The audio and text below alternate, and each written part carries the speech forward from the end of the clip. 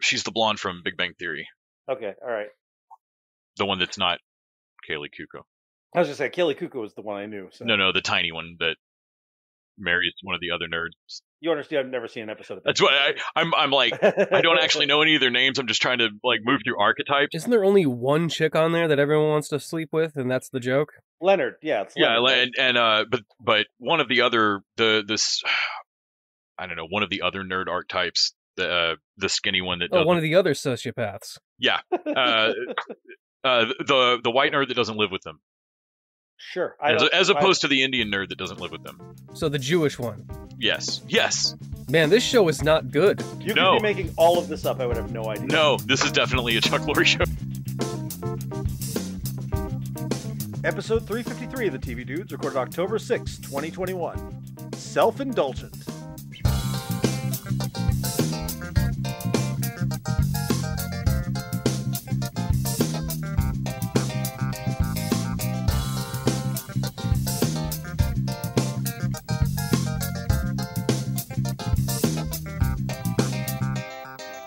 This week, we're going to get a little self-indulgent. We're talking about the no-holds-barred weirdness of Doom Patrol on HBO Max, indulging every whim inspired by the strange DC comic. We're talking about the slow burn of Midnight Mass on Netflix, which rewards those who stick around, and the slow burn of Foundation on Apple Plus, which seems likely to not. And we're talking about David Chase's Sopranos fan film, Many Saints of Newark, on Netflix. But before we get to all that, I'm Randy. I'm Les. And I'm Nick. And we're the TV Dudes. Les, you nailed it. You nailed it in the text you sent me. That this is Many Saints is like it is a Sopranos fan film.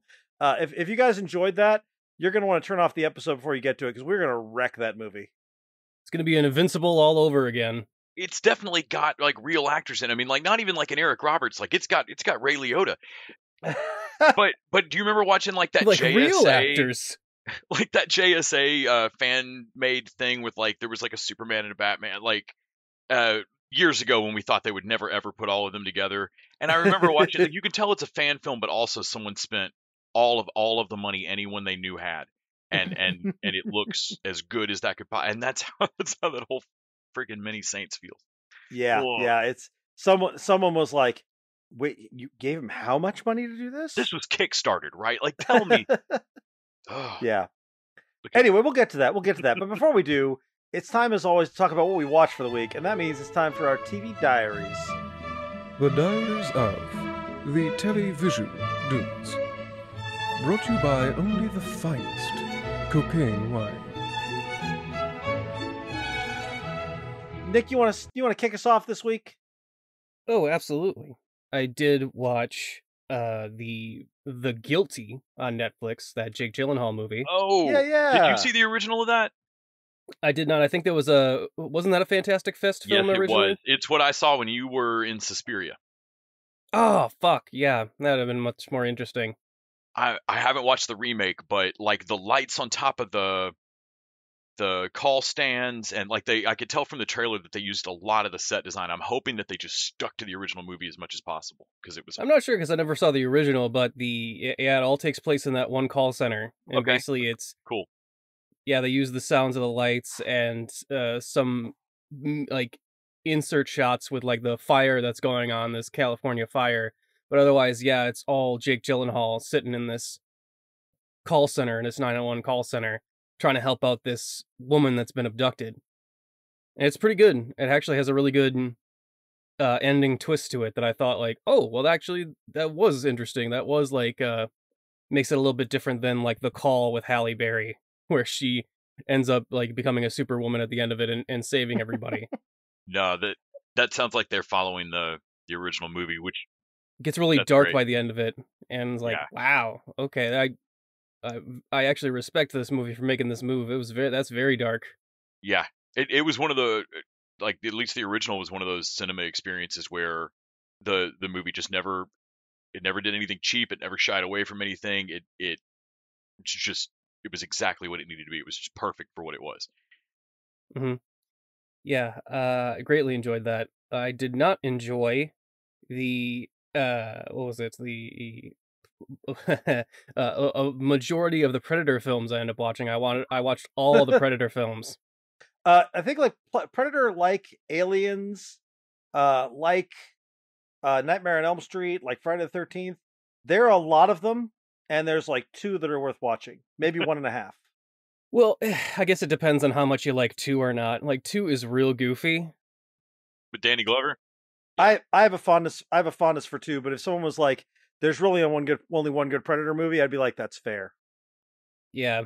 Well, I mean, they keep trying to do this thing where they make the Predator a good guy.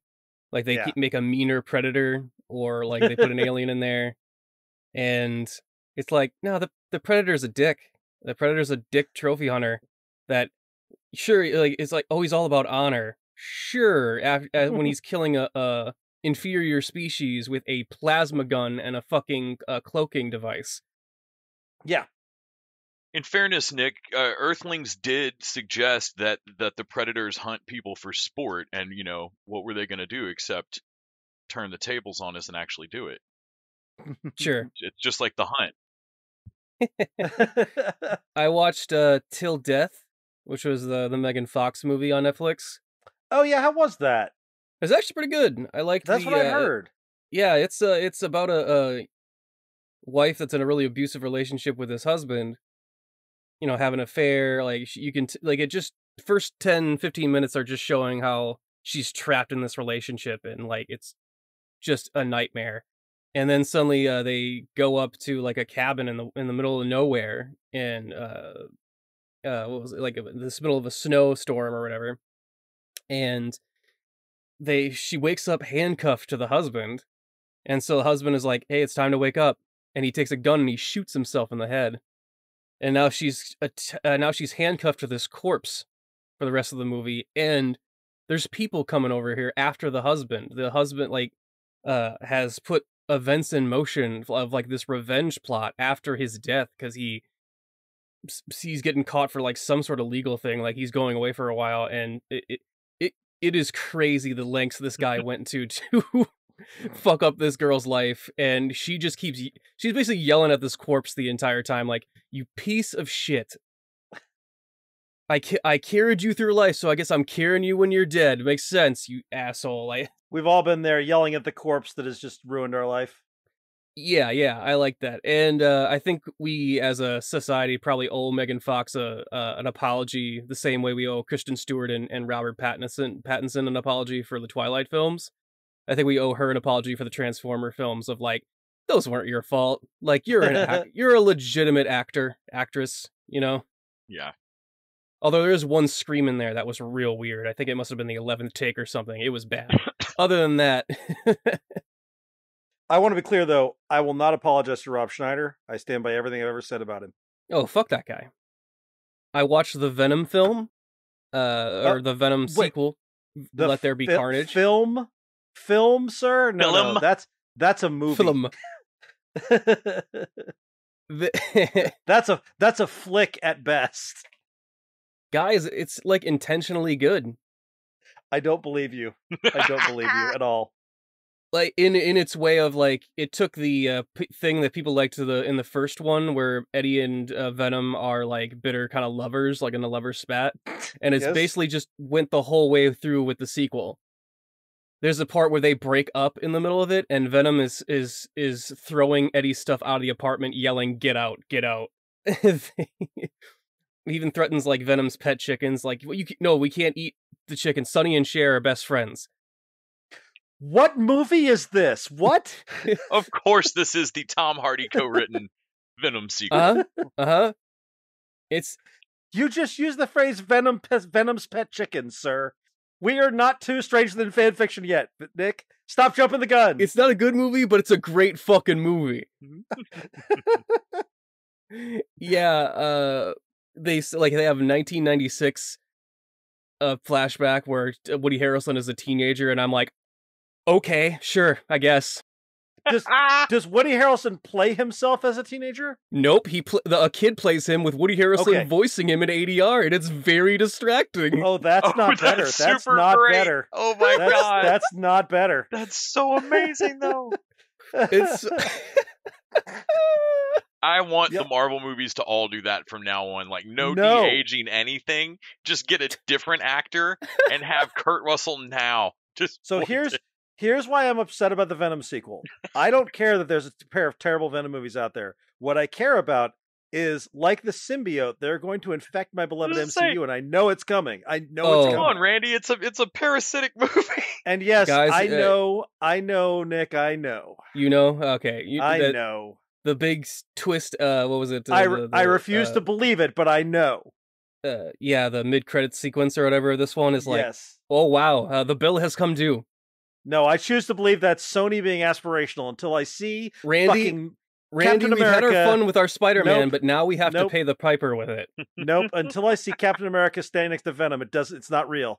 What's going to be Okay. great, Randy, is the years after this, where however they actually do it, you will have Deadpool in No. actual continuity in movies bitching No. about how he actually did it first. Oh. Mhm. Yeah, you know, well, when Venom brought over mutants, no, he fucking didn't. Yeah, this is I guess Endgame was pretty good, so I guess that was a good place to wrap the It MCU. was a good run, and Randy. Yeah. Well, also Oof.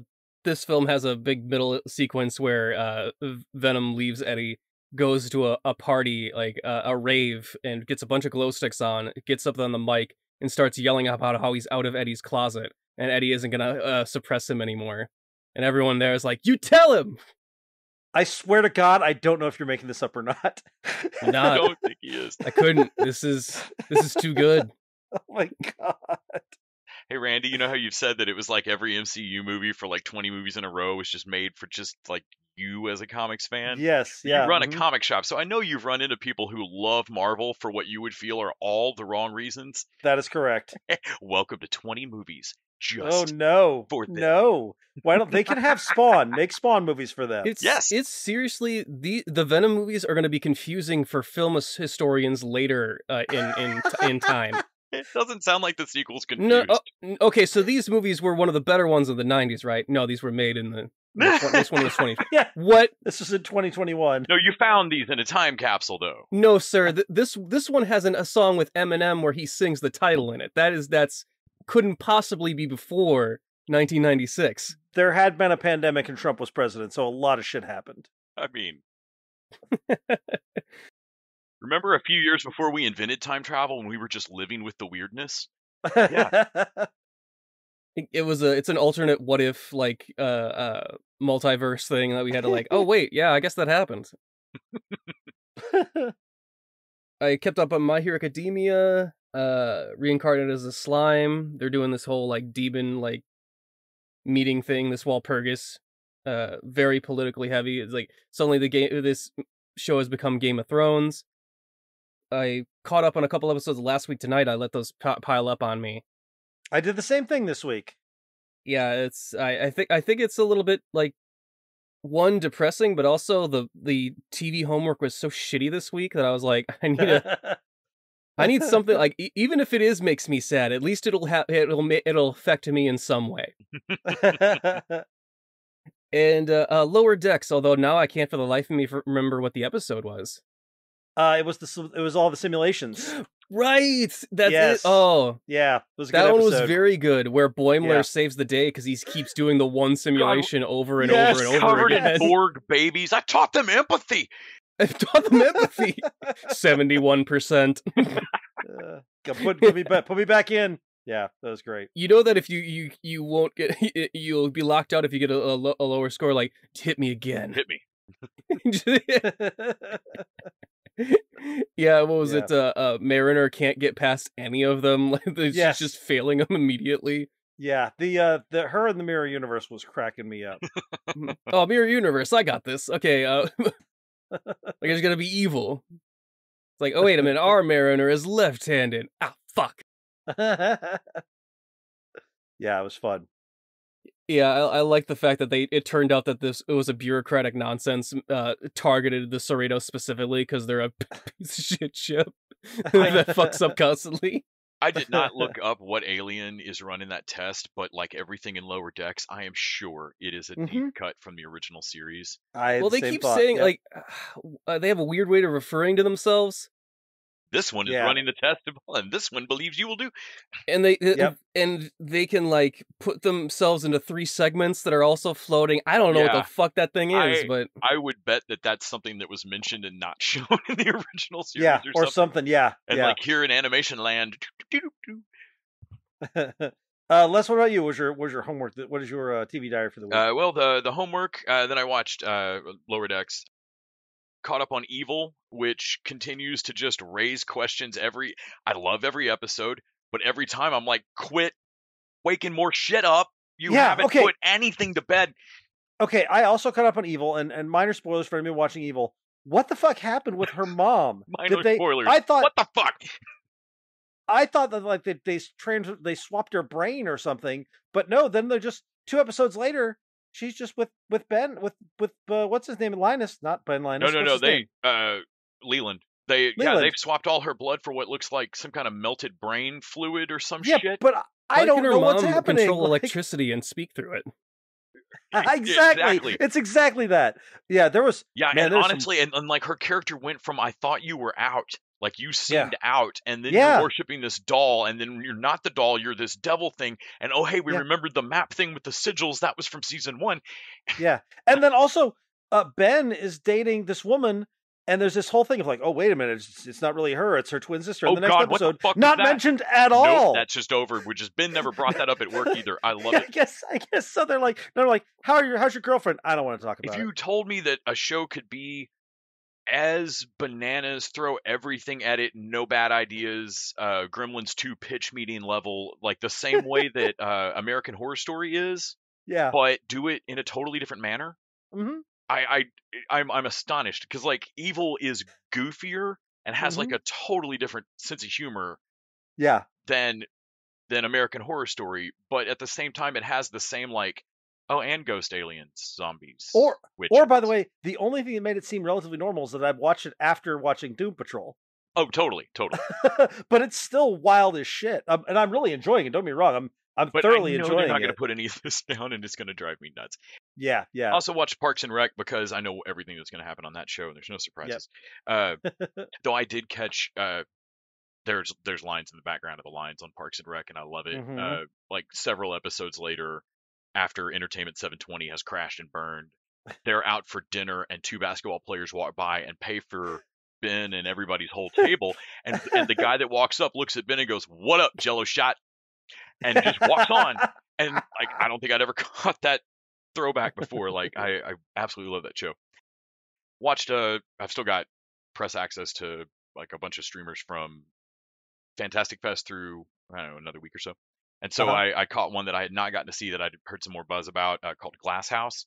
No idea when this will eventually come out, but I feel like it's in English and sci-fi. I feel like it will come out somewhere. It is one of the best future world building. I think it's going to dovetail nicely into Foundation, where you manage to show me a future that you don't have to sit down and like densely fucking explain. I just get it because of how everybody's living. Basically, it's a bunch of people in a future where we're 5 plagues further along. Oh, jeez. And the thing, whatever the hell has happened now, is a toxin in the air that Alzheimer's shreds your memory. And so if you're a child, you're going to lose basic functions if you're outside and in it. And the older you get, you don't choose what you lose, but you're gonna forget how to run but you're gonna basically be back to a child. You're not gonna like stop breathing and shit. But consequently, there's just roving bands of memoryless feeding animal humans. And so you've got this little enclave of people who wear homemade gas mask bonnets to do their farming outside and watch sentry with a rifle, shoot anybody that gets close. And then the slow realization of how dangerous Memento style that world is because you can't trust anything.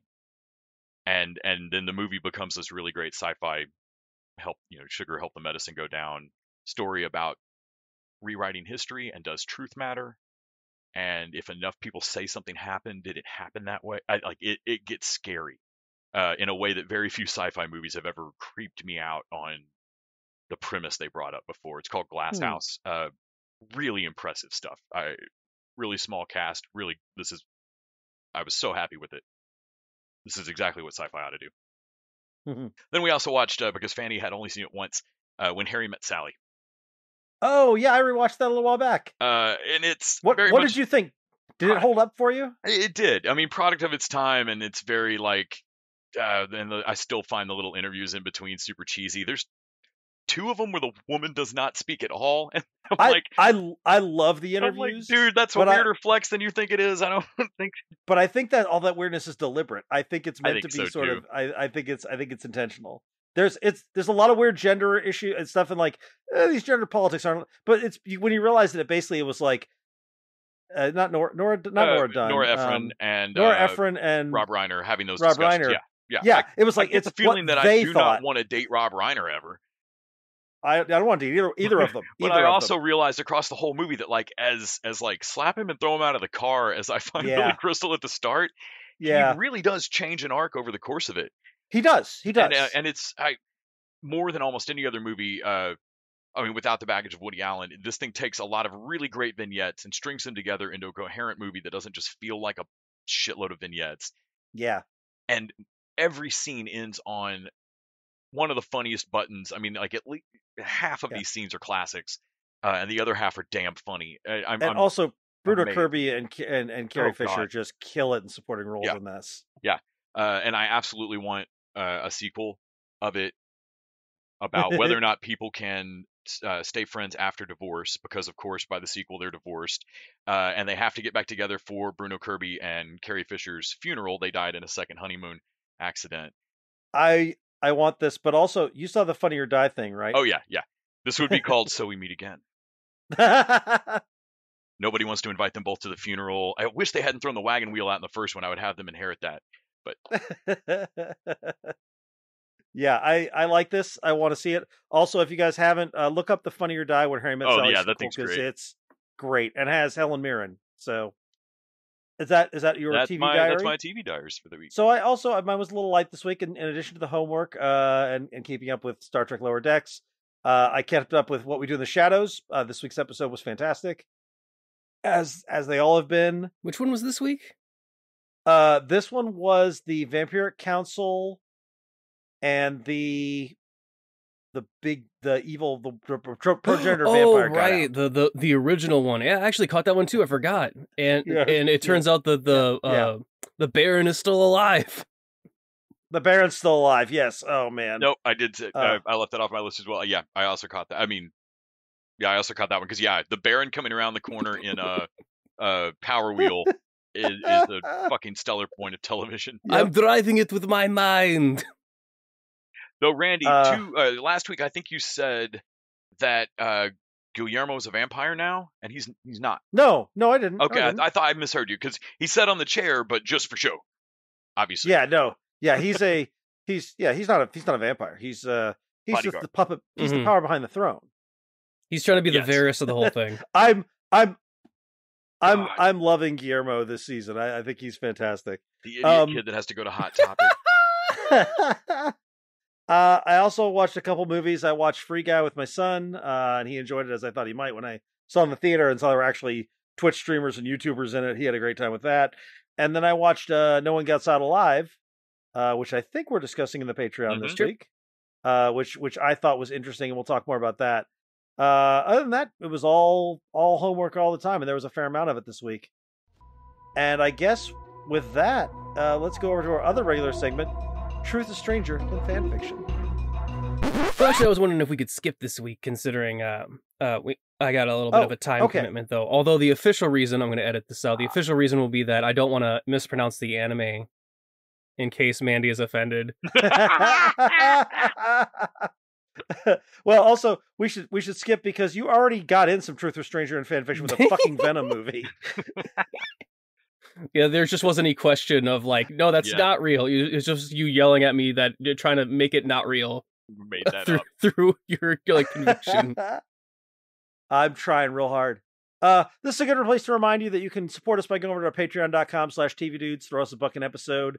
In exchange, we get to keep with our streaming services, pay for our hosting costs, and you get bonus content each week. This week, we're going to talk about a pair of movies based on the work of British horror author Adam Neville. 2018's The Ritual, and this year's No One Gets Out Alive. We also have our $20 showrunner level, so if there are shows you want us to throw into the rotation, you can buy into that level, give us a couple of ideas. In a couple of weeks here, we're going to be talking about Psycho-Pass. And again, I don't know why I keep telling you, nobody's listening. You don't have to recommend anime. It can be anything else. Could it be... What else is there? Could it be the Ninja Turtles knockoff, the Gem Warriors, with the actual troll dolls being actually Ninja Turtle style warriors? It could be that. You could also pick a show we might want to watch. But that one, it being an actual real thing, like a Garbage Pail Kids version of the troll dolls. No, I remember. I've never seen it, but I remember commercials for that, or ads for that. Also, if you want a showrunner say, I want Les to watch the Star Wars anime, since Nick and Randy have already been through it, that's a fair thing to do. You could totally do that. Yeah. See, Randy's telling you that you've got to go on the Patreon and pick an anime. Hey, make me and Les watch Bad Batch. Yes, make them watch Bad Batch or all of Clone Wars. I'm going to accidentally watch the Bad Batch movie. All right, guys, let's talk about this week's shows, which is the definition of mixed bag. Let's start with the good. Let's start with Doom Patrol Season 3, which there have been 4 episodes. I don't know if you guys watched all 4 or not. I've seen the first 2 of the 4. Okay. Yeah, I see the first one, and it's the first episode of Doom Patrol I've ever watched, so... I was actually thinking about you when I watched first episode back of Season 3, Nick, of like, I wonder if you've seen any Doom Patrol, because this will make no sense. No, first episode it does back not. The first episode back is basically the last episode of Season 2. So Season 2 ended so abruptly that it made me mad at the show. Do the like HBO type shows like Titans like do this all the time? Like you said, they did this with Titans in Season 1 and 2. Where they basically split the finale. I think this was COVID cut short. This was COVID related. Okay. Yeah, this was literally supposed to be the final episode of Season 2, and it really felt like it. And honestly, I knew it was COVID related more than likely, but at the end of Season 2, I was like, damn it, that is the most unsatisfying ending to a really great season I've ever seen. One of my friends, Anna, Doom Patrol is legit her favorite show, and she was pissed at that ending. I was really mad at it. In fact, I'm only 2 episodes into this season because I was a little mad at it and kept pushing it back on my watching. Yep. Yeah, but you know what? When I went back into it, I remembered, this is great. So good. And Les, since you have not seen episodes 3 and 4, I'm just going to say a couple words. Dead Boy Detectives and Zombie Doom Patrol. Nice. Well, I started watching the episode 2, and it's got fucking the Brain and Mala the gorilla. Yep. Oh yeah, Monsieur. And Gargulats the Conqueror. Monsieur and Monsieur Mala, and I was like, "Fuck yeah!" Monsieur Mala. Yep. Yeah. They roll deep in this. They are getting into deep, like the Rachel Pollack continuity stuff. Like it's they're getting deep into the continuity. I was real back and forth on this because even though I didn't understand what was going on, it had great stuff in it of just like Robot Man being a fucking robot, and then Cyborg is there for some reason, and I'm like, why are we so obsessed with pushing Cyborg into fucking everything? Since he's kind of like Robot Man to begin with, so it seems like he's kind of redundant. Also, Cyborg shouldn't say the word fuck. It feels weird, and I don't like it. But Robot Man says what the fuck. That's his fine. Catchphrase. That's Brendan Fraser. He's earned the right. I love Brendan Fraser's Robot Man. It is maybe the best part about the show. I also, the girl playing not Dorothy Spinner, but Crazy Jane. She's fantastic. She was in Orange is the New Black, but she's doing such good work here with the different personality changes and stuff. And I really like the relationship she's got with Cliff, with Robot Man. I also thought that they did some good stuff with Rita this season so far. Yeah. The first season was super fucking weird, but took a little bit to get going because basically the first season was their villain trying to convince them that they are a super team, and he is fighting them. Yes. Which is a really fun joke, but it wore on a little long for me. And then season 2 just, not that they ever weren't leaning into the weird before, but season 2 just went batshit. But then it cut short with, and I was loving the creature designs, which we'll talk about me loving creature designs in the Patreon about those 2 movies. But but the Candlemaker. Yeah, Candlemaker. Oh man, he's fucking rad. He is so creepy looking the first time he fully shows up. I love it. Season 3 back so far, those first 2 episodes, the like Garguax. Yes, the guy is basically he's at the Catskills and he's been lounging it up for 70 years. Like 70 something years, and you can tell the whole time that like, dude, your assistant's going to kill you. Like I'm amazed he didn't kill him when they were told him to pack. Yeah. I am absolutely loving this back. I'm just so glad Doom Patrol exists, and Danny's okay. I mean, we knew he would be. They threw the party to grow him back from the brick. Holy fuck, this show sounds insane. It does. It sounds like you're like that sentence doesn't even track his grammar. Yeah, this is crazier than anything the Venom movie has thrown at you. It just is. Nick, what did you think of this as a complete neophyte to it? I was back and forth on it, kind of like the Titan season I watched. Of like, oh man, there's some stuff in here I really like. Like Titans has Superboy and Crypto, and that tugs at me like, oh, I want this, but also like they say fuck every other word, like not just Robot Man, but like all of them say it a lot. Yeah, like they say like Robot Man, like he just like said like, oh, every other word is fuck. I'm like, you all say fuck all the time. He just says it. He just says it a ridiculous amount. But it's still that. It still has like 10 to 15% of that. We're adults, so we're gonna swear a little bit and be kind of edgy, edgelord bullshit, Zack Snyderism in it that I hate. And it's still like it's still got the weirdest shit like. The Brain and Mala makes me actually want to keep watching from season 3 on, even though I have no idea what the fuck is going on. Dude, you gotta go back and watch Animal, Mineral, Vegetable Man and fucking Mr. Nobody. I love the it's Robot Man. Like the chief has got a fucking ghost after him. Like they hardcore didn't explain that for me. I guess there's ghosts. Fucking. No, that's exactly where everybody else is. There are ghosts. Yeah, we're in the same place. Okay.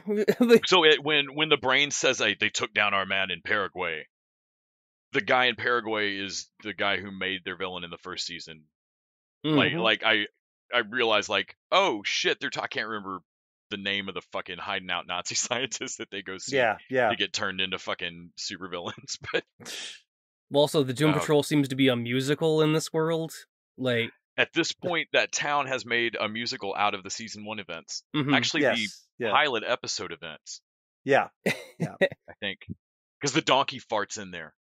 Yeah, that was a special effect. They went out of their way to make sure the donkey fart was in there. Who's punking who with a made up plot line now? I did feel like I wasn't lost as far as the Chief storyline goes. I'm like, well, I'm just gonna assume the Chief is like the most sociopathic Professor X, like he always is anyway, and that he's the worst human being in the world. Yes. Yep. I love people keep showing up. So I don't know how far you guys got, but Michelle Gomez shows up as Madame Rouge, but she doesn't know who she is yet. So she's playing sort of like a amnesiac version of her, but she shows up and she's like, I don't remember anything except the name Niles Calder, and then I want to punch him in the face. And they're all like, oh yeah, that sounds about right. That sounds like right. Yep. Like they don't question that at all. when Cliff meets the dude or meets Garguax in the steam room, and is like, Yeah. fucking Niles Calder. You hate Niles Calder? Yeah, man, small world. Now fuck that guy. I love that. I love it. It's a constant thing of how much they all hate him. Also, God, I wish you guys had gotten all the way. Episode 4, where the Doom Patrol gets turned into zombies, it's amazing, and there's some stuff in there. Willoughby, aka Mark Sheppard. Mark Sheppard's not Constantine. Yes. Shows up, and which he dug up Niles's head at the end. He dug up Niles's head, and there's an explanation for why. And at one point, he pulls a flaming sword out of his coat. He just has one. And there's a thing, guys, the zombies face off against that I really, really want to tell you about, but I do not want to spoil it. But you guys should watch it, because when I got to episode 4, I was like, I can't believe I'm watching this on television. Is it as weird as the beard dude in season 1? It is way weirder than Beard my Hunter. God. It is the weirdest thing they have done. So it is weirder than a donkey's farts. It is so fucking weird. There's a dude in season 1 that can eat your hair and know everything about you. Yeah, he's the Beard Hunter. The Beard Hunter. Ugh. That's awful. Yes, it is so fucked up. He's This such a season, weird dude. this season, I mean, it gets weirder and weirder as it goes along, and I'm loving every minute of it. I love how basically they're just like, yeah, you're either on board or you're not. Yeah, I do love that Doom Patrol just has given up whether or not you're following. Like they don't care. They're like approachable. No, how about no? Yeah. Doom Patrol, go! Go! D-O-O-M-P-A-T-R-O-L, Doom Patrol, go! We are called the Doom Patrol Trolls. We'll go off and die on a mission, 'cause that's just how we roll. Not sure what else you could expect when there's Doom right in our name. Hard to figure we were obsessed with playing the Doom card game. No point shedding tears now, do Garfield, no searching for loopholes. Just wave goodbye to your second mom and avoid all Doom patrols. Okay, let's go over and talk about something else that was a little not as weird, but a little slow burny, and that is Mike Flanagan's new third series for Netflix, Midnight Mass. I do still feel like Self-Indulgent applies. I love Mike Flanagan. Sure. Yeah. But he leans into the Flanagan-ness He does. of his TV series on this. Because as I saw somebody point out, like all of his shows have this, oh my God, there's an actual real ghost. And then a character, usually Carla Gugino, says, ghosts? You know, my father used to call me his little ghost. And then goes into a little soliloquy about it while there's a goddamn actual ghost. There's a 10 to 15 minute discussion between two characters about what they think happens when you die. Mhm. And I love it. It's riveting, but there's no way that would make it a Mike Flanagan movie. Yeah. She repeats almost that whole fucking thing. I mean, she says something totally different, but it's another 5-minute thing just of a slow pulling on her face of like, I get it. As I was watching it, I was watching it and I was completely engrossed. I was enjoying it. But at the same time, I'm thinking, man, there's no way this would make it into a Flanagan movie because he doesn't do he wouldn't have time for it. Yeah. So I love that Flanagan is a guy who does TV and movies really, really well, because this does not feel like his movies. It feels like his TV, and he knows what he can do in each format. Yeah, this feels like somewhere between Hill House and Salem's Lot, and it's exactly what it is. Yeah, I would rather call this, they're fucking vampires. Vampires, guys. That's what the fuck they are. Just call them vampires. What the fuck? I wanted one character some way. It's like when you make it to a zombie movie and no one will say the Z word. I love that nobody says it's a vampire. I'm like, you know that's a fucking vampire, right? Like, it's not an angel. It's a fucking vampire. For leaning into those Mike Flanagan TV series speeches, it does allow for like a long, patient, every time anybody starts to look a little sketchy on the concept, somebody lays out another Bible verse and a homily, and I'm like, holy shit, has the Catholic Church always been talking about vampires? Because I'm sold on it now. Like, I am pretty sure that the Bible's about a vampire. Yeah. Explains why he rose again in 3 days. Anybody's scared, and he's like, show me literally anywhere in the Bible where people aren't pants shittingly terrified of angels. You know what? I mean, I keep thinking that's wrong because it doesn't have feathers instead of bat wings, but I also think Jesus is a white dude. So, like, what the fuck do I know visually about the Bible? I don't think I understand, but I'm saying visually as a kid, the pictures I was shown are definitely wrong. Yeah. So how do I know it's not a big batwing fucking creepy thing? And that's what I love about this is, I mean, it's got scary monsters, it's got like big stakes, it's got really good characters, but also like the stuff he has to say about religion by having a character who's a Muslim, by having a Muslim kid who basically gets drawn into the Christian religion, and it turns out it's about vampires. Like, there's some interesting religion, and having a character who became an atheist because he went looking for God after he killed a kid and a teenager in a drunk driving accident. And he's like, yeah, I looked at every religion. God isn't there. I looked. He's not there. Trust me. I would say that the Muslim thing is where I had a problem with, of like, we have gotten to a point where we can attack Christianity at any point, and but we're not there with any Muslim religion at all. Like, he goes into a great rant of a gotcha, like, hey, if I were to hand out the Quran at this fucking school, you'd have a problem with it, and don't fucking act like you wouldn't. And she said, oh, of course. I'm like, fuck you. And he says, like, actually, we do believe in the Bible. We believe in Jesus, and we just believe that the Bible has been, like, there's so many different, the Bible's been changed so many times, it's an unreliable source. Like, there's a King James version of the Bible. Like, there's too many editions. And I'm like, okay, fair point, fair hit. If you think the Quran has not been adjusted over the years, that's just naivete on your part. Like, you're pointing out naivete in another thing while solely not getting the hypocrisy you're pointing at yourself. I will say this. I don't think there are any vampires in the Quran. I don't know. I haven't read it. I mean, with new eyes. No, they're werewolf guys. It might all be guys. Vampires. They're werewolves. That's they're why, a werewolf that's why denomination. Yeah. They're like in Lutherans. That's Ravi from iZombie. Yes. That's Rahul Kali. Him with an American accent was weird, but I know. It's really strange. I don't know where exactly he's supposed to be from, but it kept throwing me off. Also, I don't know where his brainwave was of, I was sick of the racism in New York, so I moved to a small town. So I moved to a small town isolated on an island of all fucking white people in a very religious town. Yes. Yeah, but I did like him telling his son of, like, this can't be... God, like, this can't be okay. Like, there's no way this is legit and not a cheat. Like, this is not...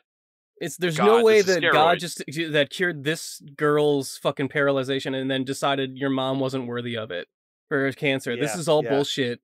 Yeah, that was a really compelling speech to me. And I really loved having the series and having the time to explore all this and just kind of simmer in it. Really let them overlay the, like, cult of religion I mean, like, it makes it, you kind of watch the church go off the rails and you realize how close mainstream religion is to or how susceptible anything with faith at its core is to being turned to something just insane. Well, there's, like, the point where Mother Karen comes in on the priest. Bev, yeah. I'm not gonna not call her Mother Karen. When she just keeps saying okay. She walks in on him just drinking from the skull of that guy and is like, all right, okay, give me a second. Yeah, all right, we can handle this. This is definitely God's will. And I was like, okay, our villain has changed. You're eating someone. She's just running through her head for scripture of, like, I've got this. Hang on. Like, what I like was, on the flip side, the doctor's mom who gets younger and who knew the priest. And she, like, immediately, she's like, that's not the priest I knew. This is fucked up. You're not going to the church again. Like, she gets it. And she's just as religious. She's immediately like, nope, this is fucked up. No, fuck this. Because, everyone else is kind of, like, buying into it. She's the closest I got to somebody just throwing their fist up in the air in the middle of church and going, vampire! And, what's it, this show wouldn't have worked for me before 2016, I think, as far as, like, also half of these people showing a goddamn vampire in full view and showing, like, that they're immortal monsters, they still decide to drink the poison and become they're just in it. But like, now you know what, I already got the vampire blood in me. All it would take is half of them too, because the other half are looking around like, oh, this is not good. Oh, the doors are closed. Oh boy. The chaos of, like, that night when they just decide, we're going to convert the whole island. Like, the horror of that is really effective. Yeah, or we're going to kill everybody. Anyone who had the host in them, they're going to be fine. And Bev looking at the people and, like, if you'd been to church any time in the last month, you'd be fine. You'd be fine. I would love if one guy in the back was like, okay, I thought the body of Christ stuff was like a metaphor. I realize you didn't technically lie to me. I realize that, but I still feel like this was deceiving. I feel like someone should have stressed how important this was going to be. Yeah. I did not know there would be a test tonight.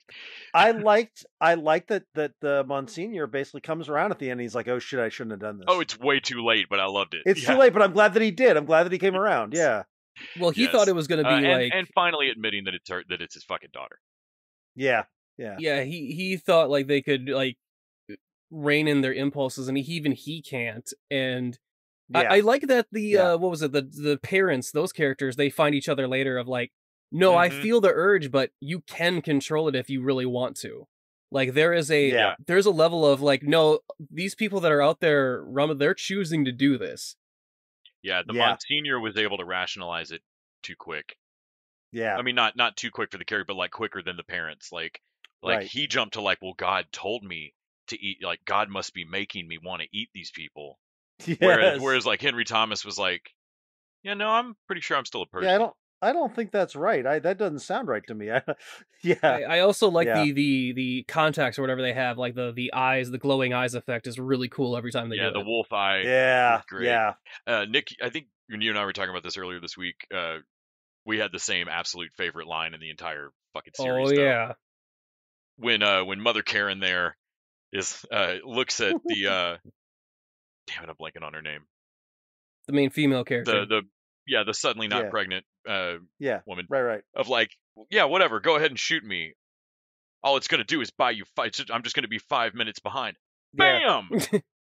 We have 5 minutes. We got 5 Yep. minutes. I love that too. Yep. That was my fist in the air, like Yes. the part 1 movie of like, now we got to kill this fucking clown. I was like, yeah, this is... Yeah, we do. Like, yeah.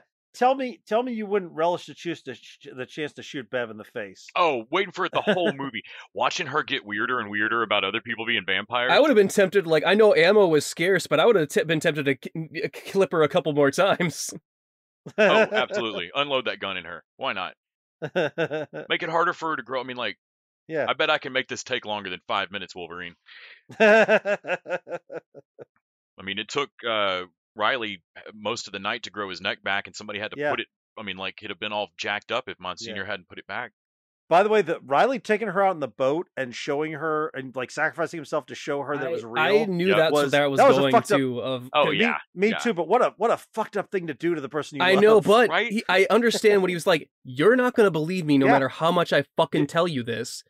And he's like, I need to save your life, and so I have to traumatize And you. so- When I Yeah, say burn yeah. up, I haven't seen that happen, so I'm not sure how it goes, and I hope that this wooden boat is okay, because we're a long way from shore. Riley out. Oh, like I can't control this. This is gonna. Yeah. This is not gonna go Yeah. well for me. So Yeah. No, you Yeah. just made food into a heroin level drug. I love that. Also, right after that, like he killed himself because otherwise I wouldn't believe it. And she finds another character that proves it to her without having to kill himself. Yes. She's like, look what happens to the blood. I was like, oh shit. Oh shit, Riley didn't think this through at all. Your best thinking got you here, Riley. I guess she just had to talk to the doctor, and that would have been fine. I would have been like Riley in the afterlife is like, what? Fuck. I did love that scene though, where the doctor was like, yeah, you're right. What you've just told me is insane. No one would believe you. Check this out. Check all these blood samples. How they're gonna fucking on fire. Yeah, it's all batshit. It was a nice signal with the two kids in the boat for it to let us know that the head vampire did have to have died. Yeah. Yes. I mean, like they're not 100%, but probably. I think it was because when she said I can't feel my legs. Yes, I was exactly. like, Yeah, oh, okay, yeah. there's the head vampire did die on his, and the son did get him. That's why his blood is Yeah. gone from all their systems. That they don't get the because that's stuff. But also, man, letting the vampire suck her dry so she can cut his wings up. mhm. Good visual. When he starts to notice and she like puts his head back down almost like a lover, Mhm. that was creepy as It was fuck. yeah. I like Yeah. that visual of it. Of he can't help Yeah. himself. He knows he's Yeah. getting fucked up. He knows it. But He knows can't. what she's doing. And yeah. this is yeah. stuff like this is why I love Mike Flanagan. I felt like they had even done a subtle job of setting that up so that I, like, as problems arose for me during the series, I could bet them back down, because earlier when the kids set the thing on fire in the house when Yeah. they're dumping it with Yeah. gasoline, we see that it doesn't view you pieces of meat as a threat, and if it's in Yeah. the middle of feeding, it could give two shits what you're doing. Yeah. Up until it's on fire. Yeah, up until it's on fire. But like, because I remember thinking like, oh man, it really doesn't care about you two, and it really doesn't recognize what the gas. Okay. Oh, now it does. Yeah. But then Yeah. later when she's knifing it, I was like, nope, we've seen that like mid feed, Yeah. it really doesn't think you can hurt it. Also, I have to say that the ending is really cool when it finally goes batshit of like, nope, everyone on the island's a fucking vampire now. It's 30 days of night up in this bitch. Yep. But Yep. they decide to do the dumbest thing a bunch of vampires could do, which is Yes, we're gonna let burn it down burn. every source of shade on this fucking island except for one, and hope that no one gets the brainwave to burn this fucker down too. Yeah. Pick a stone house somewhere. Like, thank God they did that, otherwise the good guys' plans would not have worked. Never worked. Well, here's the thing. Again, pre-2016, pre-2020, this would have been like, what are they? That doesn't make any sense. But you tell me Bev, the religious wacko, decides she's going to burn everything as for symbolism. Yeah, I buy that. That sounds so 100% that she could be accurate. so that she could be the maniac pinch point. Yeah, I'm just saying Yeah. it makes no sense that the good guys are like, oh, well, their plan hinges on them doing that dumb fucking thing. When I realized both the good guys and the bad guys have the same plan. Yeah. Also, their plan was like, we got to make sure not even one gets off the island. And I'm like, you guys know one of them can fly, right? Like, and so I'm glad they addressed that, because I'm like, this is not you. One of them is gonna get off the island, and it's the most dangerous one. Sure. Well, I was wondering, like, why the fuck did this thing wait so long to really, like, was it waiting for someone to, like, make a religion around him or something? Like, why is it hanging out in this Right. cave? Right. I don't know. I think it may have had a connection to the priest or something. Like they didn't quite get into that as much, but yeah. Anyway, this, I don't know where I rank this with the other haunting, the Haunting of Hill House and the Haunting of Bly Manor. I would say it's pretty good. I think I put this right in the middle. I think I still like Hill House a little bit better. Some of the parts got a little cartoonish as far as, like, you know, like, and a little speechy. There's a lot of speech, like, there's a lot of speeches. A lot of speechifying. Yeah, there wasn't any part of Hill House that I felt like I needed to fast forward. They skip over the segment of where regular people would do, which would be, holy fuck, that's a vampire. Oh my God. Like, there'd just be a lot of that for a little bit before, but no, they just start making speeches about death and pontificating about it. Yeah. Just gonna watch some TV shows like True Blood or Vampire Diaries. Just can't get off these vampire shows. They're so good because they just never die. They just never die. All right, guys, that was the fun part. Let's talk about the other two shows we watched this week. Let's start with Foundation, which I posted last night to give my friends an opportunity to make fun of me, and said, am I dumb or is Foundation boring? And of course, several of my waggish friends were like, no, you're definitely dumb. I haven't seen Foundation yet. It could possibly be both. Yeah. Which I knew was going to happen. I knew full well that I was setting myself up for that. I definitely found this more interesting than both of you. I sympathize with that, Randy. I also get to this thing of where I'm sitting in a movie or something where I'm like, maybe I'm stupid. Am I stupid? Yeah, yeah. You're like, I mean, surely Apple didn't spend this much money on something this fucking boring. Oh my God, there's so much money in it. Like the crash when the space station actually crashes, that whole ring thing. Yeah, that looks like stellar AAA blockbuster stuff. Best explosion looking shit I think I've seen. Yeah. Do you guys remember one of the early Treehouse? It might have been the first or second Treehouse of Horror, where they did a 3D modeled Homer Simpson and he wanders into like a computer simulation. Mm-hmm. Yeah. And he's like, wow, I don't know what's going on, but it sure feels expensive. Yeah. That's what all of Foundation feels like to me. It's like, man, this looks expensive. Well, also, I don't know what anything is going on. I don't know anyone. There's an empire and two houses that don't like each other. I don't know which one is which. They don't really matter. Like, one wears white, one wears red. They're both costumes are stupid. Apparently the three guys in charge are also clones. But they're a different age clones. Is that what I'm getting? Mm-hmm. So I think, by the way, that's is not in the book. That's not in the book, and it's maybe the most interesting thing about the show for me. Yeah, that they've established rule for like the last 500 or 400 years of this 12,000 year empire has just been one king cloning himself. Yeah. Yeah. The third episode is like, I don't know if you guys got to the third episode. I only made it to the second. Yeah. But it is like all about the emperors. It is like a flashback to, and they spend the entire episode on these emperors. And I'm like, this is interesting, but also I didn't need 35 minutes of it. Like, yeah. And I should say it's not all of it, because then they jump to Terminus and it's like a generation has passed.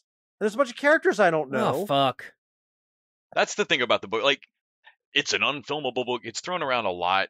Yeah. It's not Yeah. because this thing isn't visually cool or whatever, but it's Isaac Asimov. It is cooler in theoretical principle than in Yeah. the actual active plot of this book. Because the idea they're going for is that this foundation they're building is to help the society rebuild after its predicted fall. But this is a fall that's going to Yeah. take, like, what'd they say, 1,000 years? Yeah. Yeah, and then it's like, well, it's still going to be a dark age, but it will only be 1,000 years instead of 5,000. 30,000. I'm like, 30,000. I'm like, well, yeah, and I'm like, well, Yeah. who gives a shit then? Where are the stakes here, man? Well, For anyone here, they're fucked. Like, Yeah, yeah, well, and that's what, in between reading Foundation, or like and there's a bunch of these books, but in between reading the first Foundation book several years ago and watching this series now, I recently read a whole thing on deep time about trying to make markers forward in time. Like we still have the pyramids, but what do we really know? That talked about like trying to make nuclear waste facilities. How do you make a marker that says this is fucking radioactive? Don't dig here. That can be read in 1,000 years yeah, yeah. by any society or any people, Yeah. or that doesn't accidentally generate more interest so that we drill into that pyramid trying to figure Right, out what it is right. when actually everything on it says radioactive in a dead language from 1,000 years ago. So like Right, listening right. to them talk about all of this is it's hard to get my brain around. Of like, I'm sorry, man, that's 1,000 years in the future. yeah, they're trying to do a concept It's of somebody like, else's problem at that point. Yeah, they will not know if they succeed. The Yeah. the 50s mathematician white dude hubris of Asimov. Oh, That Yes. the centerpiece of this book is that you can do math so well that you can predict the next 10,000 years of humanity. the main dude of this, what's his face, is insufferable. yes, yes, Yes. Harry Selick with his giant peach on one end of the universe. yeah. When Zor-El was warning the Kryptonians, if he was anything like this guy, I get why they ignored him. They're like, God, just get him Shut off our up. fucking planet. God. He's such a buzzkill. Just jettison your son into space already, you fucking asshole. And in the books and in the show too, I mean, one of the things I loved about the books is that it starts to get snake eating its own tail kind of time travelness of it. When you're trying to talk this far into the future on something you've predicted, at some point his decisions are in the mix. So like when you decide to go public with this, you are, as the prosecutor says in the first episode, your prediction fucks up confidence in the Empire and Causes thus it. starts to cause this. And like, so he's picking his moment of when to add his own little spin in there, with the things that have to happen to it. Like in a novel, that head up its assness can be entertaining because it's sci-fi dense and you're reading it and everything. And in an Apple TV show where they have to figure out cool shit to be happening in the background, there just can't be enough. If you're ever in a TV show finding yourself talking about causation, get the fuck out of there. Yes. Also, for all of the money spent on screen, we are still not past computers in the future work on magic dust that would be incomprehensible to look at. Yeah. It drives me insane. That fucking thing he hands her that she does like the funky gesture and puts it down on the desk, and like it puts out barf dust, the same barf dust that Agents of S.H.I.E.L.D. used for Hive. It's the same particulate dust that was like the first randomized thing you could do with CG in the 90s. Mm-hmm. I hate it. Something like this is what producers hopped up on cocaine are supposed to save us from. Yes. They're the ones supposed to be going to the creators like, why is this boring as shit? Put explosions and starship fights in here. Also, Right. tamp down all of the colors. Only the Emperor can have blue, and only if the room has no lights in it. How the fuck did someone go, okay, it's Dune, but instead of spice, it's math. And someone went, rad, let's do this. Like, what? Let's do this. Yeah. That sounds like the worst thing. Kids love math. Yeah, there's all this talk about the executives like dumbing things down and being like in the room like, well, audiences aren't going to understand that. Where was that guy? Where was 'Cause he? I don't understand this. Just sleep on the I don't job understand here. this at all, and I don't want to. The setup of the plot is going to necessarily jump so many generations that it is Yeah. it's as insane to put this together to me as like if they were going to make a Cryptonomicon show or Snow Crash or something, like, Yeah. it's just not going to translate well. You're going to piss off Neil Stephenson fans. You're going to confuse everyone else. Yes. And that's how I feel about Foundation. I swear to God, I like Blade Runner, but what it's done for the aesthetic of all sci-fi futures is primary colors apparently are are what's been holding us back from future technology. If somebody gets full pigment on their clothes or a completely lit room, the empire falls. Yeah. There's not even Yeah. solid black. A lot of it is just gray. Like, no, black would be too distinctive. They do, and I feel like it's so that the light can be perfectly on half of her face in shadow when she's defending Selleck as like a visual thing. But Yeah. I realize that they're standing there, that in order for the lights to be like that, you are standing in a room with the lights off on purpose. There's no fucking lights in this. Did you guys notice a particular name in the credits that explains a lot of this? No. That is David Goyer. Okay. David Goyer has somehow failed upwards for decades and somehow got himself attached to this big sci-fi when he is a guy who is not capable of. He's a dumb guy trying to do smart things. Sure. And I think that is a big part of what makes this work. But I gotta tell you, I'm actually I don't care about there being a sci-fi show I don't watch. That's fine. I've got sci-fi. I've got The Expanse. They're gonna do a Babylon 5 reboot. I got sci-fi to watch. But I am angry that the network that is producing Ted Lasso is also making this. Oh, Randy, I'm about to sweep that anger aside like 1,000 years of history. Oh, by all means. David Goyer is next on The Sandman. Fuck No. you. Oh no. And then the Hellraiser remake, and then Stop naming stuff, Oh. Les. Oh man, maybe we need a strike. We need a writer's strike, but one particular writer. One just writer. one writer. David Goyer needs to go on strike forever. Take one for the team, Dave. Yeah. Okay, that's enough of this boring math show. Let's talk about a boring gangster movie. And that is Many Saints of Newark, which we don't cover a lot of movies in the main stage here, but this is a Sopranos prequel. Soprano, which arguably is like one of the tripods that gave us prestige TV. Mhm. Yeah, it's the first thing I binge watched and bought on DVD. Like I remember watching it premiere. So I was hearing about this show, The Sopranos, and how good it was.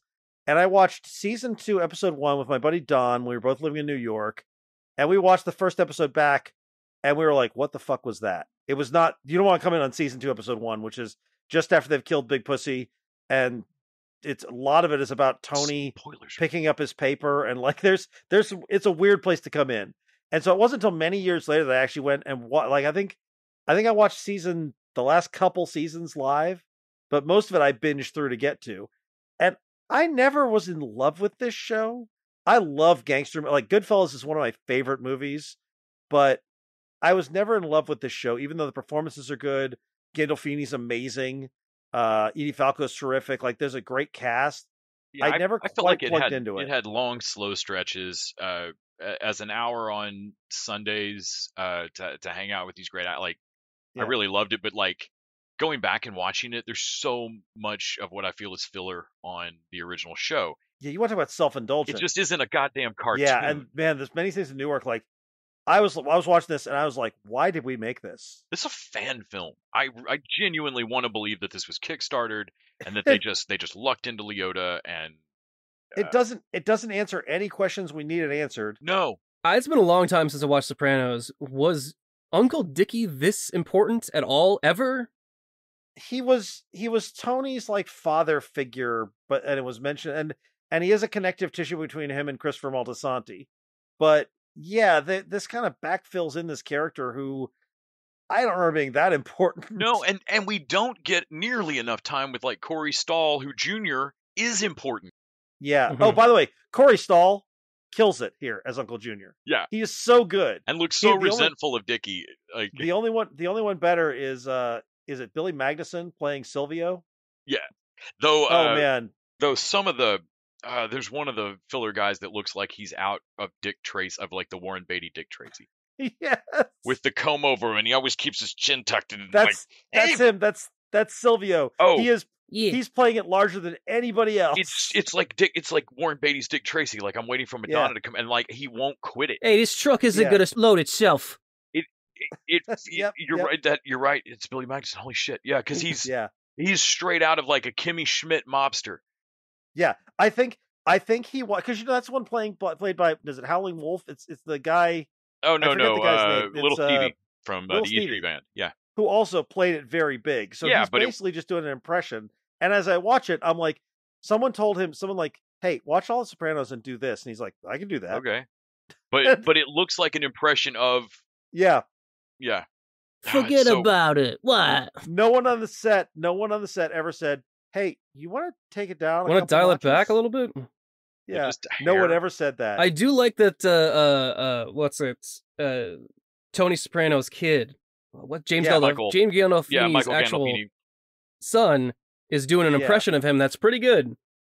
He is pretty good. Apparently, yeah. and apparently in interviews he talked about like dialing that back of like trying to not that he looks enough like his dad to don't lay into it. Well, Gandolfini could also be kind of a cartoon character at certain Yeah. points, but So I was a little confused why that Tony's only in half the goddamn movie. Yeah. yeah, it's Yeah, weird. that's the other thing is like this whole thing, like, you want to talk about vignettes. There's movies that feel like vignettes that come together, like when Harry Met Sally is like a series of vignettes that comes together to tell a story. This is a series of vignettes that tell us fucking nothing. And then there's the college filmy shot of the riot for a moment there with a Gil Scott Heron quote laid over Whatever it. the fuck And then we that go is back in to the the middle movie. of it. Yeah, that felt Yeah. like, oh, isn't this important? Like, well, you actually have to say something about this. You can't. Yeah, like, are we gonna talk you about want it? to address No? this at all? We're just gonna use it cover for a murder. Okay. That entire thing and the character who is the only African American character the Sopranos has ever had, really, all felt like David Chase going, oh shit, maybe there should be black people in my movies. Like the whole thing felt like Yeah. he was like, oh, I should fix this. And by fix it, I mean throw in something completely unnecessary to the rest of the And then story. anytime Leslie Odom's on screen, like 2 or 3 Yeah. minutes later, it's like they remember, oh, the time period we've set this in, black dude on screen, I better have 2 nearby white characters say the worst thing you've heard on television recently. Yeah. I would actually love to watch a full gangster film with John Bernthal playing somebody, but they keep Yeah. I was really glad when he showed up. like Wolf of Wall Street. Also, they keep arresting him halfway through, and like, no, damn it! Yeah, I was really happy when he showed up and was like, oh, this is great. And oh, you're gone? Fuck. Okay. Yeah. Also, speaking of good, like this was all about people doing impressions of other actors. The baby that played Chris, I thought was dead on. The actress who plays Tony's wife or Tony's mom. Yes. Oh, Is she God. from Bates Motel? Is that? Yes, Vera Farmiga. She's doing a really good impression of Livia Soprano, but also I thought it was interesting. Alan Sepinwall mentioned this in his talk, but Alan Sepinwall loves The Sopranos, so he was much kinder to it than we are. But he mentioned that she has a little bit of Edie Falco going, which of course gives crazy, Tony's crazy Oedipal complex, Oh yeah, no, that all works. Yeah. and so that works. They what was it in the awful scene where the student, like the principal, is acting as the guidance counselor, talking about how he's like Tony is a leader, like all but saying this guy could be a gangster one day. Yes. Like it's so on the nose. I'm like, come on, guys. But they tell that story of where he cuddles up, well, her mom cuddles up with him, and I'm like, where is this going, man? All right, Manchurian Candidate. What the fuck? And Yeah. it goes nowhere because Chase doesn't like to say things. He likes to imply them and then let you draw your conclusions, and 15 years later have an interview about it. Like the heavy-handed stuff like that, it felt as bad or worse than like all of us being mad in Solo of I don't need to really hear where the gun came from over. Okay. Yeah. Because there was that scene, and then there's also the dinner where all Tony wants to do is like, hey, little cousin, giggle for me, little baby cousin Chris. Yep. And he's crying and like, like a woman actually said, sometimes babies are born with a lot of knowledge that they shouldn't have from the beyond. And maybe he just know. And like, we're all supposed to go, oh, that baby knows that Tony's going to kill him someday, which God, I would have loved if like it would it's just short of baby. Like, man, wouldn't it be fucked up if you choked me to death one day? Out of all the ways I don't want to die, I would definitely not want to be choked to death. Okay, I just want that to be on the table for everyone here. What's crazy is they got Michael Imperioli to voice his ghost for some reason, and at that point, I feel like you should. I didn't get that at all. Why is he narrating? They should just go ahead and go full Ron Howard, Arrested Development, and he should have been in there at that scene and be like, it's like, yeah, you know why I'm crying? Because I know that fucker's gonna strangle me. That would have been funny. That actually would have made it work instead of it being like finger to the corner of the mouth, like subtext. Yeah, like his ghost is No. telling the story and he's kind of bitter about it. Like, yeah, this fucking guy, Tony. Yeah, fuck that guy. Yeah. You know why I'm not giggling, you asshole? Fuck you. Yeah. Hey, I think we fixed this movie. Solved. So yeah, Many Saints of Newark. Not great. No. Not great. I would suggest you forget about it. Yeah. Yeah, go watch any other monster movie. Been spending most their lives living in the gangster's paradise.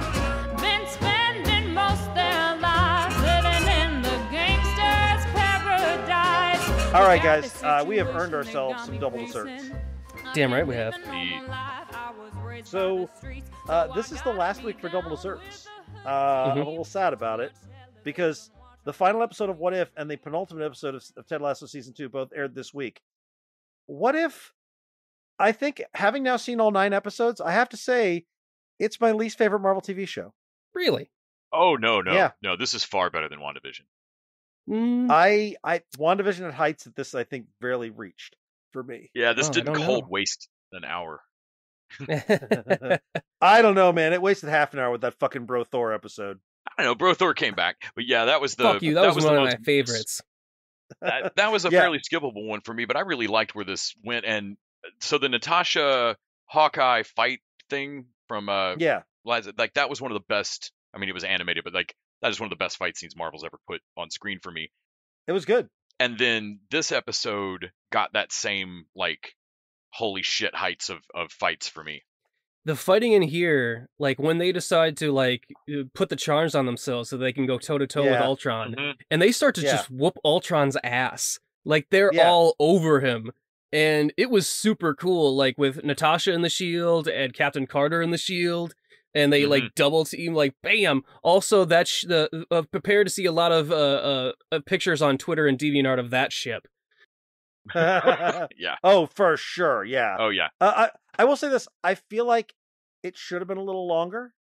Like this was their end game. This was all the characters get Yeah, together. this they could have take gone on the 3 big episodes cosmic threat. longer. I would have liked a little bit more, Yeah. or even just like an hour long. I would have liked a little bit more. But I did like them putting their sort of multiversal Avengers together, and I did think it was interesting because I'm like, they didn't really use Killmonger much, and I was noticing that, and I'm like, it's weird that they brought Killmonger in. He's really not doing much, and then of course he shows up to grab the stones at the Ultron end. is like he's basically there so that we have 2 people to fight for the stones for all eternity. Yeah. And I can't believe how much I root for Armin Zola on this. Oh, I know. Get him, Zola. I know. I hate Ultron so much that watching like 8-bit Ultron Yeah. eat him alive Yeah. is hilarious. By the way, the other thing that sort of bugged me a little bit and I try not to be super continuity nerd. I let things go, but and this was in the Marvel movie too. But I'm not clear on whether the stones can be destroyed or not because Thanos blows up the stones, but then later in Endgame, the sorcerer, the Ancient One is like, you can't blow up the stones. I need it back in our universe. My universe is all fucked up. I'm like, well, what does that mean for our universe that doesn't have any stones anymore? I think it means like the timeline for that one is nested because the stones can destroy themselves, I guess, but also there's a machine here. I don't know, man. But it only works from her universe, so only her universe's stones could be destroyed in that manner.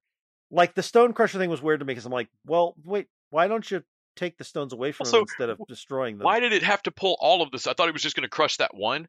Yeah, when it and then it was pulled like- all of them, I was waiting for the Stone Crusher to become. Well, also, what's the point? He could go to another universe and grab more stones. Well, Well, no, Loki tried that. They don't work. Didn't work. Yeah. Oh, sure. Well, But I was waiting for the Stone Crusher to become the most powerful sentient object in the universe. Right. Yeah. Like as soon as the fifth, or as soon as the last stone clicked in, I was waiting. Like I am awake. Yeah. also, I yeah. love the Marvel zombies, how they came in, and Wanda zombie. That was great. Just Just Yeah, a totally. whole pouring zombies, and I liked. I didn't know if it was going to be Zombie Hulk or what, but it Mhm. clicked immediately. Of like, oh Yeah, no, I was like, oh, Scarlet Witch that's is who it scary is, yeah. for Thanos, and so it'll be scary for this. You know what I would have liked though? I was hoping for a moment of recognition of Scarlet, like Same. evil Scarlet Witch and evil Vision, to be like, oh, we love each other in different timelines. Like, I want just some moment, and there wasn't. Yeah, there was. But I love the Captain Carter Black Widow stuff. I loved all of that. I would watch a show just with them, with Captain Carter going Absolutely, through Winter 100%. Soldier again. I was like, dude, Winter Soldier's so good, I will watch it again. Like, let's do this. Her fighting with Batroc, doing the whole shield thing again of dropping it like, yeah. That was great. I also I really liked Captain Carter saying like, don't I deserve my happy ending? And he's like, no, your universe needs you. And I'm like, that's a bit of a little heroic sacrifice thing. I love that shit. And so I like that sort of like, she can't go be with Steve. She's got to go be Captain Carter in her universe. I do like that, like, also you're about to find Steve in your universe, so it's gonna kind of work out, but don't worry about it. Right. Yeah. Natasha's like, yeah, I'm not walking through that fucking door. And who watches I like, love that too. It's Yeah, more of a yeah. metaphor anyway, so like, I don't really need you to. Yeah. But I did love. I had a warm fuzzy feeling in my heart of like putting Natasha back in a universe that lost their widow. Yeah. And, like, did y'all just fix some shit? And like, that's just great. Well, I also I love that basically every single episode of What If tied in here, and the only one we didn't see is the one where they lost their widow, and of course we see it at the end. Mm-hmm. So like we did get every single one. I like the Watcher being friends with the renegade Doctor Strange. Yeah. I'm like, no, I get it, man. Yeah. I mean, I'm a monk and I made some vows, but I get it. no, he got it. Like it took him destroying his universe, but he got where the whole not meddling thing. Yeah. And I like Doctor Strange looking straight up half terrified of himself at this point of like, oh, okay, I got to get that. Well, back he in check. summons dragons and stuff, and Thor's like, Yeah, whoa, what the fuck? You could have done that the whole time? The entire time. Can I tell you the only thing I'm not a fan of Bro Thor. I thought it was obnoxious, and I thought that honestly, I didn't think it was like the best. I didn't think most of it was funny. Science his tattoo, like though. Viva Las Vegas being his call was Never okay. heard that call before. But the science tattoo gets me Yes. every time. I love And that. I loved the Marvel. The What If's done this sometimes. The humor doesn't always work like this for me, but Yeah. when Strange made all the hammers just split into a million hammers, and Yes. they pile around him in a big thing, and then there's one last hammer. One Yes. pink. Yep. Also, I noticed that Peggy. I mean, this is not a worthy thing, but I noticed she grabbed the hammer and it flew her over to where Thor Yes, was. So yes. it's like I like that little bit. Yeah, this was a lot of fun. I'm a little surprised we didn't have a What If episode that introduced Gamora. Same. That 'Cause- was weird. Like 'cause- she pops up and they don't really use her a lot. She's just kind of there. Maybe there was an episode with her, but like it got cut for some reason.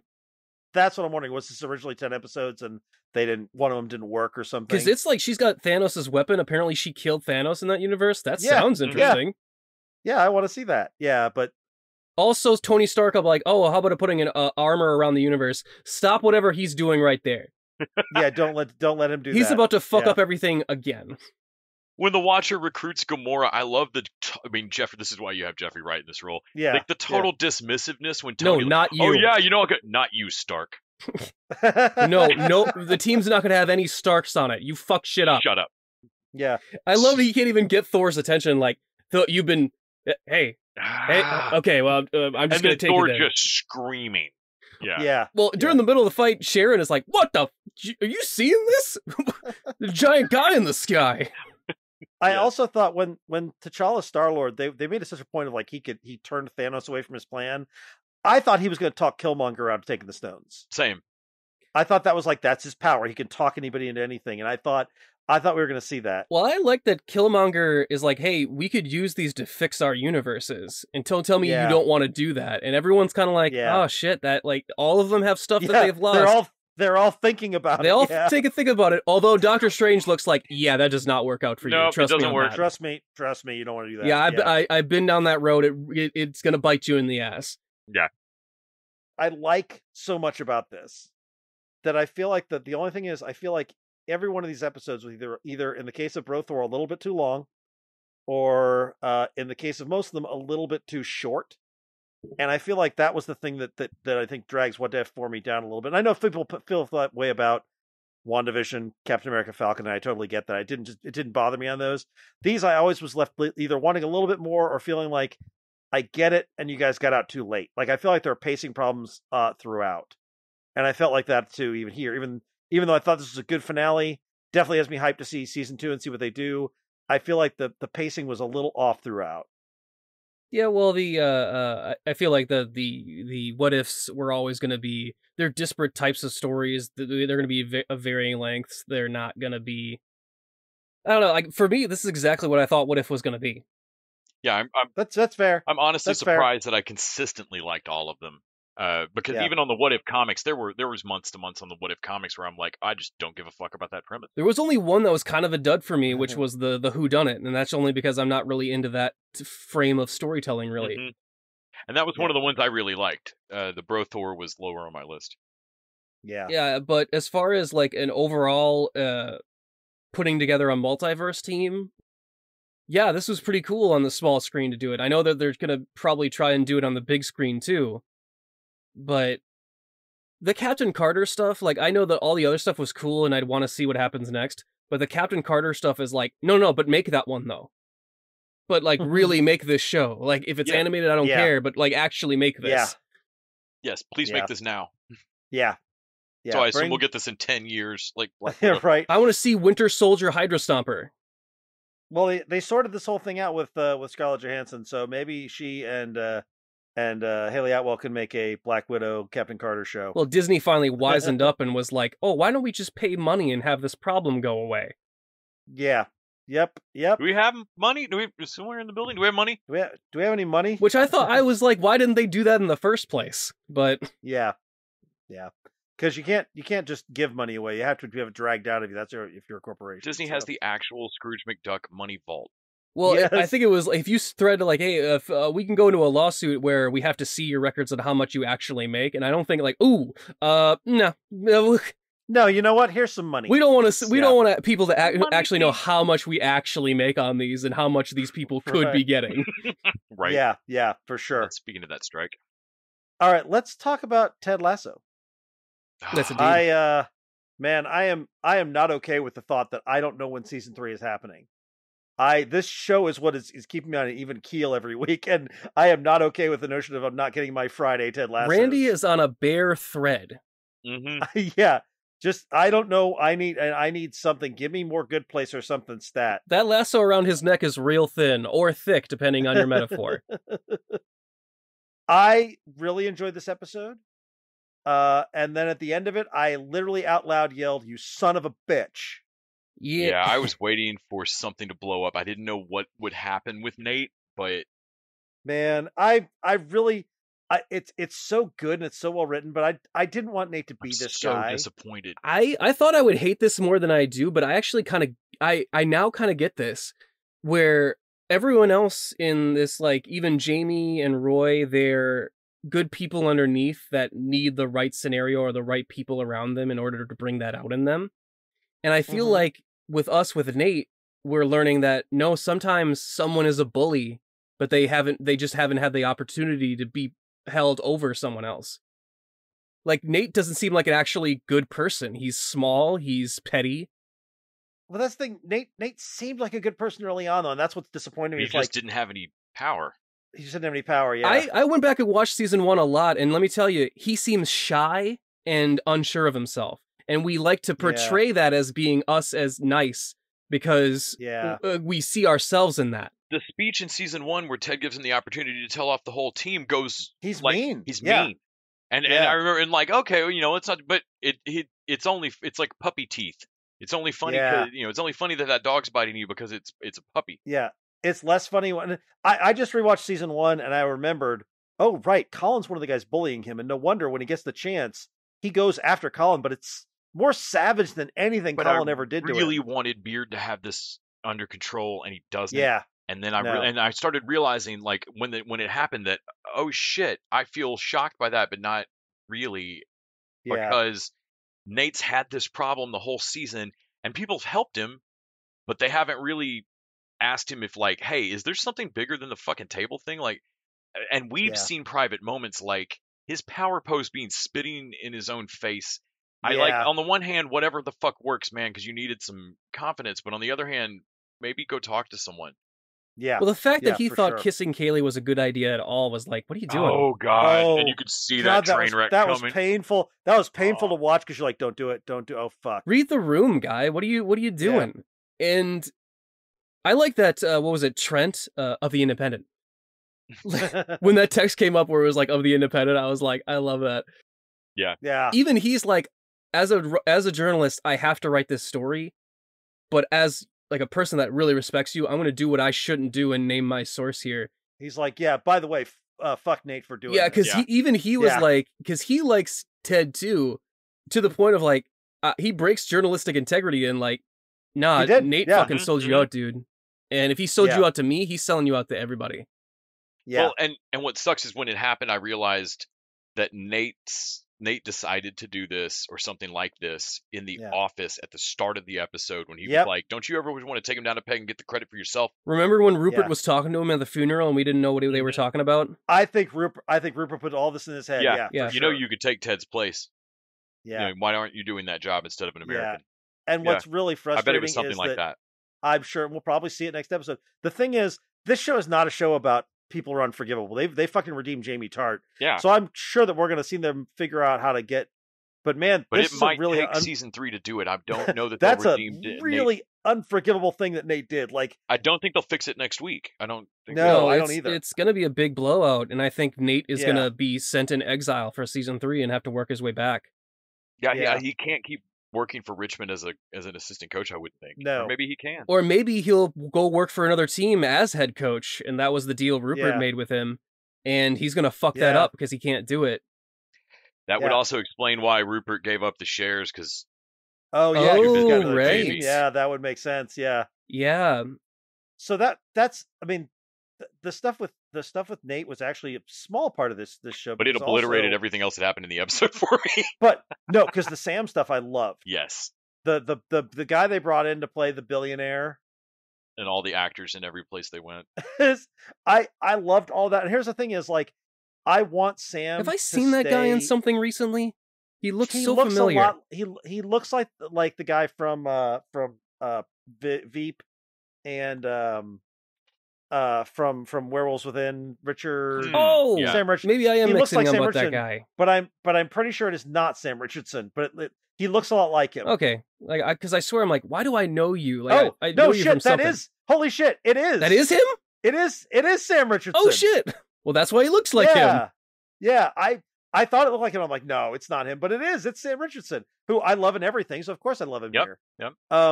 But the whole thing they do with him and Sam, like, I want Sam and Rebecca to work. Like as with Ted, I love a good Sam and Rebecca in fiction. Which by the way, I was glad they finally hung a lampshade on Yes, that. I was yes. so happy about that. But Sam, this makes sense. Sam misses his home. He misses his family. The and guy's pitch this guy is good. giving him the opportunity. Mhm. Yeah, I mean, it makes sense. So I don't know which way it's going to go. I really don't. They're like they want to build a team for Africa itself and build Yeah. a nation of and build the soccer franchise that would Mhm. actually probably be very helpful and get Yeah. them on the national stage. It's a good pitch as far and as they is. make the guy It not is. shady. He doesn't seem Yeah. sketchy. No, they have the thing where he comes, he's like, I'm a billionaire who doesn't believe billionaires should exist. And I'm like, oh, the only good kind of billionaire. yeah. Well, also they keep showing like, wow, I didn't know so many people like why don't you have a security detail? Oh, actually, all these people are actors. I hired them just like to give the place yeah. flavor. Can I tell you one of the biggest laughs I got to see this episode though was oh, you both just met a cool person. Oh, yeah, that's yeah. Banksy. They're casting for Banksy, man. I about died laughing. That's awesome. Also, I love that he uses Ted's language for some reason. Like, you both just met a Yes. cool person. Like, Yep, what? Yep. Yeah. And then the entire thing with the letter and the doc. Oh my God. So the thing with the doc, of course she knows that Ted's going to feel abandoned. Of course he does. And I love seeing Ted get mad, like legit mad, because we don't see that from him very often. And we see that, oh yeah, he does have emotions. He is a person. He's not just this ball of optimism. Yeah. But he's so mad in a sort of genial way. It's not like a threatening mad. You're not worried about While he's still mad, you're right. It is easier to get that bicycle down the hallway when it's folded up. Yep. He's still respectful. He's still a good guy. But yeah, she hands him the letter, and all he has to do is facial expressions and music. And I still was tearing up. I don't know what was in the fucking letter. That was such a beautiful piece of writing to me, to let that not have words and just have Ted. I mean, just have Jason Sudeikis sell us on how good the letter is. Yeah. It's another bit of confidence. This show is full of confidence that, like, if we can do this, and we know our actors can do this, and we know our audience will keep up with it. Like, it was really impressive. I thought of you, Les, when Higgins gave him the letter and was like, hey, don't let her get away with this, Ted. Yes. And he pops right back in, like in season 1, like, yes. Yep. And then there's the Keeley Roy stuff, which I was a little mad at Keeley for dropping that bomb on Roy. I mean, yes, they were talking. I understand how it came up, but like, she mentioned kissing, Nate, and that was like, he was like, oh yeah, that's fine. He wasn't pissed about that because he knows that's not a threat at all. Yeah. But then he was like, oh shit, I should probably tell her about the teacher thing. And that was probably bad on Roy, but it made sense to me. But then for her to be like, we're in the middle of this photo shoot that I know is stressing you out. I know it's stressing me out. It's my thing, and you're already doing a thing for me, and I'm going to put this other thing on you, was just like, man, Keeley, that's a bad move. Like, you really hurt him. Like, why did you do this right now? Yeah. Yes, you have to tell him about it, but not right now. Now was not a great time for any of this conversation. No. But I did like that they told each other about it. Like, I recognize that Roy didn't say that. He just said that, no, he didn't have he wasn't married. It was a moment I noticed. Yeah. And I like that he does have chemistry with that teacher. Yeah, he does. Yeah. But it's in keeping with this show that they don't spend 3 episodes or a whole season Arrow style, like, hiding this, where Roy's pretending that he's not clicking with somebody or hiding, like, that he admits it just straight away is amazing to me. I am on any other show, I'd be a little worried that we're in for a season of love triangle between Roy and Jamie and Keeley. But even if they decide to go that way, they're going to do it in a smart way. Exactly. So I'm not worried about it. Honestly, I'm more worried about the Nate thing, not because I don't think they'll handle it well, but because I'm so disappointed in that character because of how well me too. How well they've set this up. You betrayed me. Yeah, man, I feel betrayed. I was so mad. But you guys are right. You go back and look at season 1, and it all fits. No, he's a loser. He's still a loser. He hasn't gotten out of that mindset, and he needs validation and attention to the point where, like, I love that he was like, Ted's gonna get all the credit as soon as Ted leaves the room, like a bitch move. Yeah. Like, Ted's gonna get all the credit because he's not brave enough to tell Ted about it.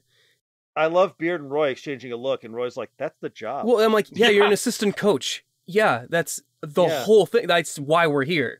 Like, I don't understand. Well, Roy's so confident that Roy doesn't need it. Like, Roy's like, whatever. I was going to say, on the flip side, Roy had a long, successful career as a footballer. He doesn't, and he's a fit guy. And Beard is Beard. Girlfriend. Yeah. Like, and Beard is Beard. Yeah. Like, they don't need the validation the way that Nate does. So I to some extent, I'm like, yeah, guys, you know what? Nate has a point, though. For him, he needs some kind of attaboy and from y'all aren't someone. even noticing it. Y'all are baffled at why he needs it. Nate knows that he could bring this up to Ted at any point, and that Ted will talk him out of it, and he doesn't want to be talked out of it. Yeah, no, he wants to be this person.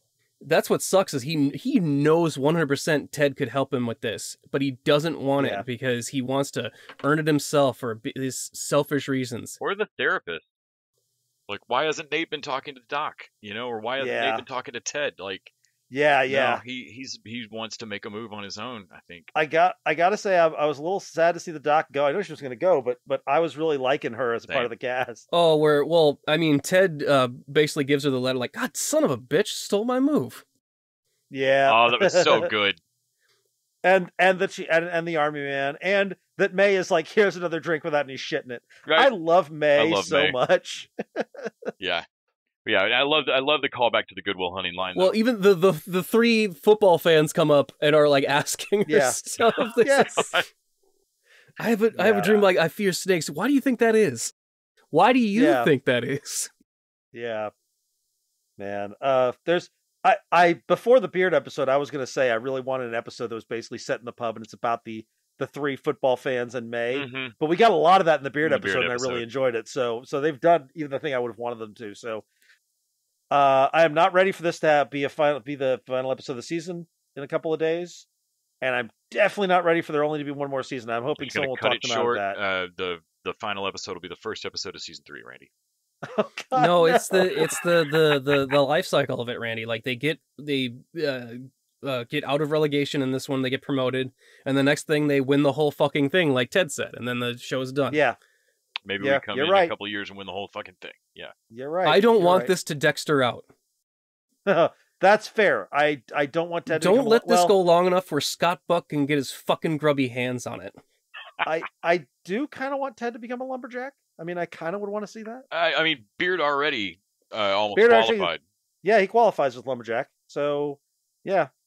Man with many lives. 5 good whacks. Fantastic episode. Cannot wait for next week to see how they wrap Right before all we this. go, I did want to mention Roy's niece's pictures of boobs.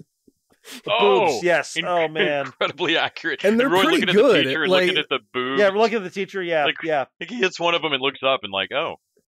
I was watching, like, actually, these are really good. Like, they're Yeah. All right. Thank you, Les. Thank you, Nick. Thanks, everybody. Thanks, boobs.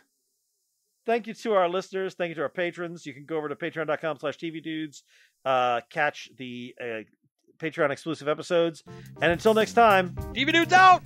The TV Dudes is an independently run podcast out of Austin, Texas. We are exclusively listener supported. If you'd like to help us out, go to patreon.com/tvdudes. You can also find us on Facebook, Twitter, and Instagram at TV Dudes. All the music for our show is done by our friend and original TV Dude, Gregory J. Amani Smith. to find out more about us, go to thetvdudes.com. I'm Randy Lander. I'm Les Weiler. And I'm Kyle Scott. Thanks for listening.